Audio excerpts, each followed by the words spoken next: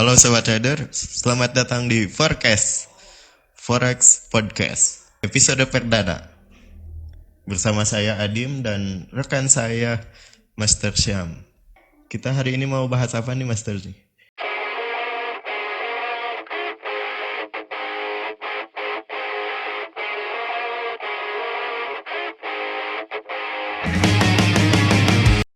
Oke, sebetulnya kalau kita lihat kondisi market saat ini ya, itu banyak sih yang bisa kita bahas karena kalau saya lihat peluang di market untuk saat ini tuh luar biasa ya pergerakannya tuh, khususnya di beberapa pair currency dan terlebih di safe haven ya, di emas kayak gitu. Itu kita bisa bedah nih peluangnya seperti apa kayak gitu. XAU kayaknya lagi ngetrend banget nih ya di Facebook, di mana-mana lagi banyak diperbincangin nih. Tadi malam naik tinggi banget nih, kayaknya banyak yang sell nih. Trader-trader, gimana tanggapannya Master? eh Sau itu emang selalu jadi primadona sih kalau saya katakan ya, karena memang sau itu kan kita tahu bahwa itu adalah sebuah aset safe haven ya. Ketika terjadi hal-hal kayak gejolak geopolitik dan segala macam ya, orang-orang akan lebih cenderung memilih aset safe haven yang salah satunya yang utama di sini adalah emas gitu kan. Nah makanya kalau kita lihat buy interest di emas itu cukup besar, bisa dilihat dari volume transaksi di market forex ya yang melonjak lumayan tinggi dari beberapa waktu ke belakang ini kayak gitu. Jadi untuk kedepannya gimana nih? Ada prediksi mungkin dari Master, dari XAU-nya. Apakah masih naik atau masih turun nih? Soalnya banyak sekali ya yang nanya-nanya soal XAU ini gimana. Oke, forecastnya ya atau prediksi kedepannya untuk gold atau XAUUSD ini, kalau saya lihat peluangnya itu masih jangka panjang ya, jangka panjangnya itu masih bisa naik ke depan ya, masih cukup jauh karena ada beberapa faktor yang mempengaruhi harga emas yang kita tahu sekarang itu bisa membuat harga emas tuh makin melambung tinggi, walaupun kita lihat secara teknikal itu udah dikatakan dalam kondisi yang overbought ya, yang udah jenuh di atas kayak gitu. Apakah mungkin nih ada kemungkinan XAU untuk turun di hari-hari ini mungkin untuk minggu depan? Apakah ada kemungkinan kayak gitu nggak ya sih? Kalau dibilang kemungkinan itu selalu ada Kak, ya kalau misalkan kita bilang kemungkinan selalu ada kemungkinan kok, cuman probabilitasnya mungkin kalau saya lihat ya, kalau penurunannya dalam fase tren itu belum sih kalau saya lihat ya untuk waktu dekat ini kalau tren ya. Tapi kalau penurunannya hanya dalam fase koreksi itu sangat mungkin karena memang harga udah sangat jenuh di atas. Jadi kalau misalnya teman-teman yang misalkan mau memanfaatkan fase koreksinya bisa diambil juga sih selnya, cuman harus hati-hati karena trennya lagi kuat naik ke atas. Jadi kalaupun misalkan mau ambil koreksinya atau mau ambil selnya ngelawan arah, gunakan stop loss dan paling cuman sekitar 5 sampai 6 poinan lah turun koreksinya itu. Dan kemungkinan untuk turun di hari ini ada, tapi hanya sebatas koreksi dan itu pun sangat-sangat terbatas ya. Karena kalau saya lihat dari candlesticknya aja itu volume atau power bayarnya itu masih sangat kuat kalau saya lihat. Kalau saya lebih memilih untuk ambil buy-nya. Saya tunggu terbentuk high, saya tarik Fibonacci, saya ambil di golden ratio seperti biasa kayak gitu. Itu untuk yang belum OP ya. Betul, untuk yang belum OP. Kalau untuk yang udah punya sel di bawah nih gimana nih? Kayaknya banyak banget nih yang udah sel di bawah nih. Yang udah punya sell di bawah sih it's okay, nggak masalah, nggak pernah ada yang salah dengan posisi buy atau sell, cuman kita harus perhatikan ketika saya ambil atau sudah terlanjur punya posisi sell di bawah, saya cek dulu deh ini bisa sampai kemana naiknya kayak gitu, terus dihitung ketahanan akun saya berapa lagi, terus naiknya sampai mana, siap nggak nahan sampai setinggi itu, misalkan sampai ke resisten selanjutnya. Kita ambil skenario terburuknya dulu. Nah kalau misalkan oh iya saya masih ada ketahanan, masih sangat kuat gitu kan, ya boleh silakan, tapi resikonya kita harus injek nanti suatu saat atau harus menambah ketahanan akun. Kalau nggak mau terbebani akunnya, misalkan udah terlalu lama selnya gitu kan ketinggal di bawah, saran saya kalau misalkan masih wajar mah, masih nggak terlalu besar ya, lebih baik cut aja karena potensinya dia masih naik ke atas, masih bisa naik ya untuk potensinya itu. Nah itu kalau misalkan punya sel di bawah. Tapi yang udah terlanjur agak jauh di bawah support lah misalkan selnya, paling solusinya itu kita averaging dulu di titik jenuhnya dia. Jadi turun setengahnya aja.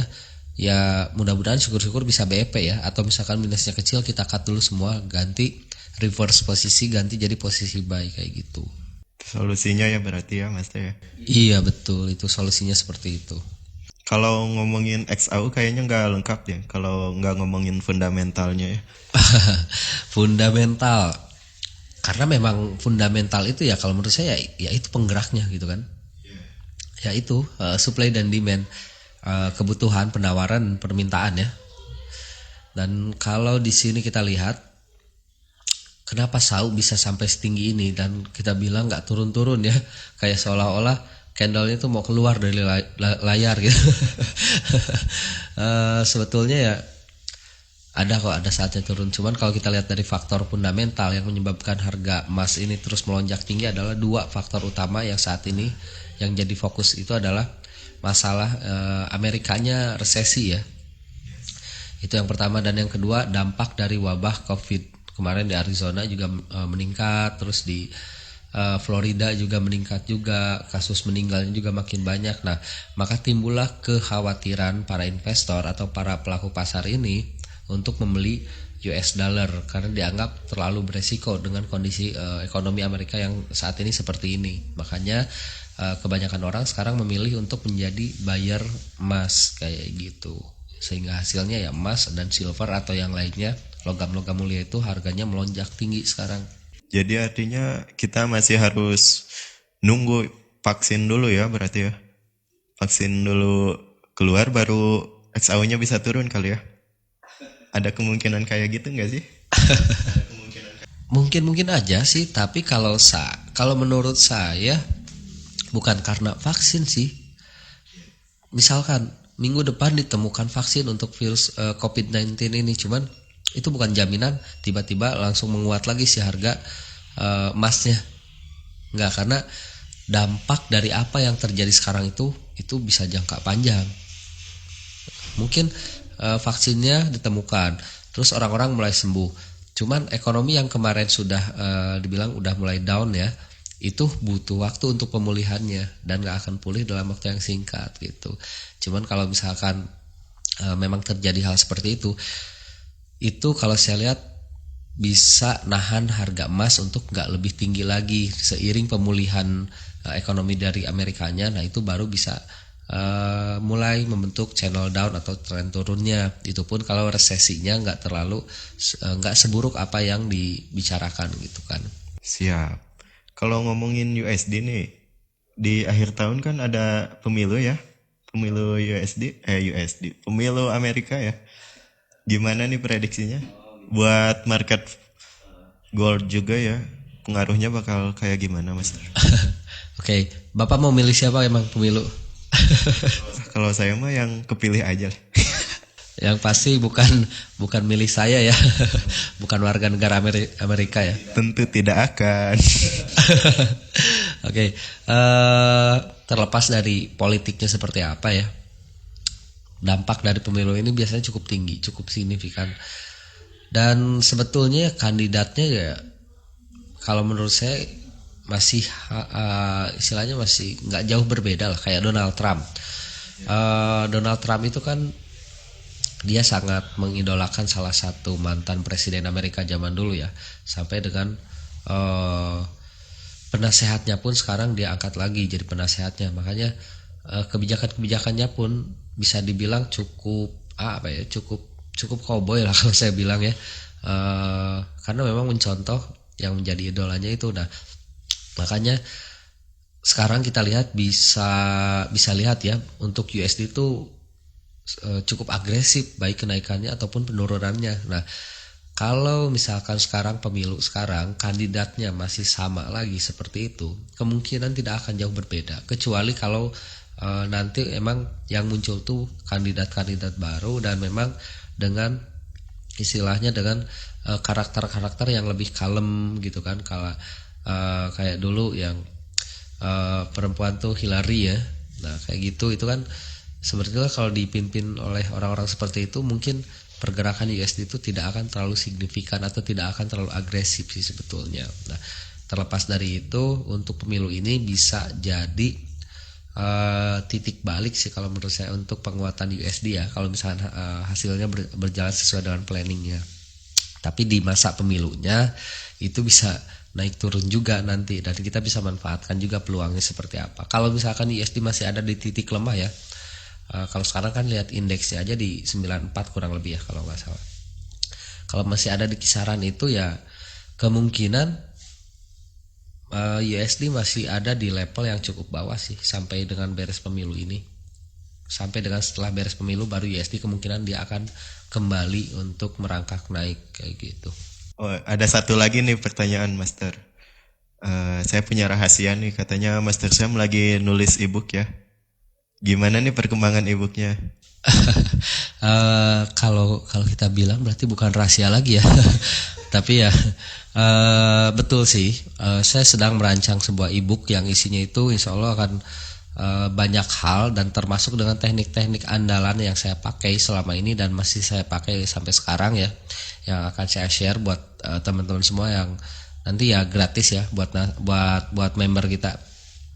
Itu kita bagikan nanti di situ udah lengkap dari mulai history trading gitu kan, awalnya sejarahnya seperti apa, saya dulu seperti apa, pengalaman seperti apa, sampai dengan teknik-teknik yang saya gunakan untuk mendapatkan profit yang konsisten itu seperti apa sih, nanti saya share semua di situ lengkap kayak gitu. Jadi doakan aja biar ebooknya cepat selesai ya.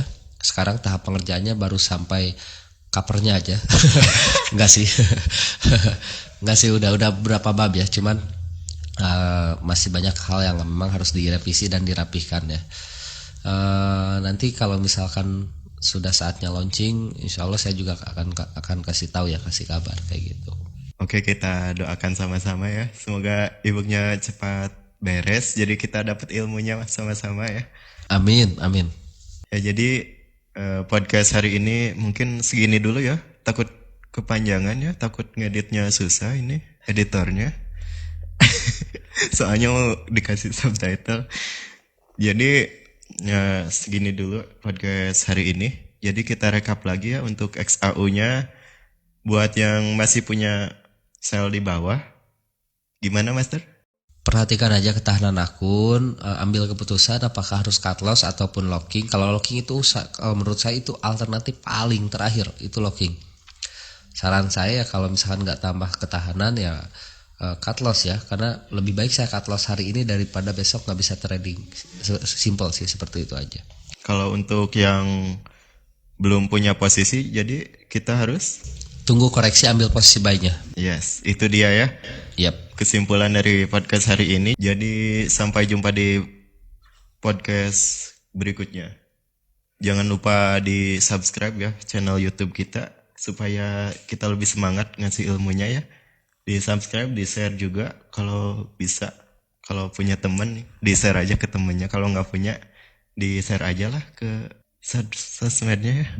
Sampai jumpa, saya Adim.